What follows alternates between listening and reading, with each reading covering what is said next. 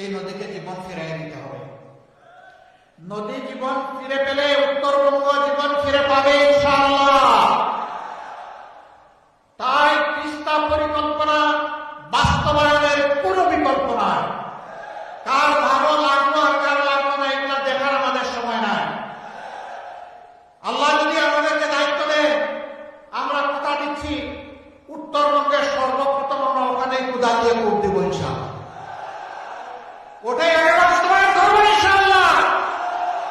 এই তিস্তাকে জীবন দেওয়ার মাধ্যমে গোটা উত্তরবঙ্গকে আমরা জীবন্ত করে তুলবো ইনশাআল্লাহ।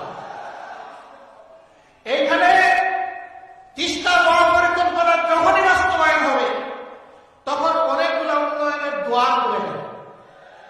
আমরা ইনশাআল্লাহ জায়গায় জায়গায় এগ্রোবেস ইন্ডাস্ট্রি গড়ে তুলব। আপনাদের পণ্যের ন্যায্য মূল্য নিশ্চিত করা হবে। পণ্য সংরক্ষণের যথাযথ ব্যবস্থা করা হবে।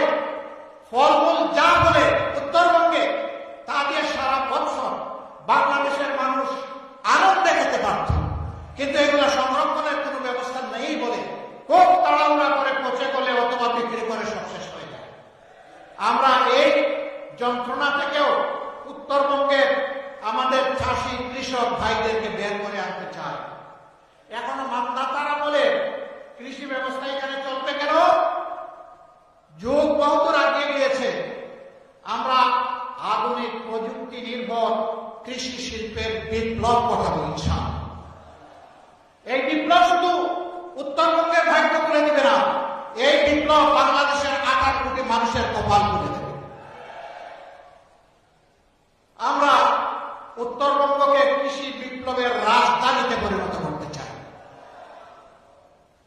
এর জন্য কৃষি প্রযুক্তি ভিত্তিক বিশ্ববিদ্যালয় করতে হয়, তাই করা হবে ইনশাআল্লাহ। ইন্ডাস্ট্রি স্থাপন করতে হয়, সেইটা করা হবে। সরকারি বেসরকারি এবং যৌথ উদ্যোগ সব কিছু। যদি আমরা সেই উদ্যোগ নিতে পারি, বিদেশিরা ওইখানে বিনিয়োগ করতে আসবে। এরকম যখন ইন্ডাস্ট্রিয়াল বেস হয়ে যাবে আর উত্তরবঙ্গের মানুষকে ছোট্ট একটি চাকরির জন্য পেরেশান হয়ে ঢাকার দিকে ছুটতে হবে না।